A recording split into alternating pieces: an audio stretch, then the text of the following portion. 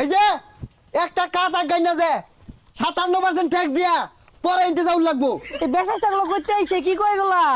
গরু বেচাটিয়া দে মোবাইলটা কিনা না দিলাম হগলে। মোবাইল কত দিয়ে কিনছুন? 60,000।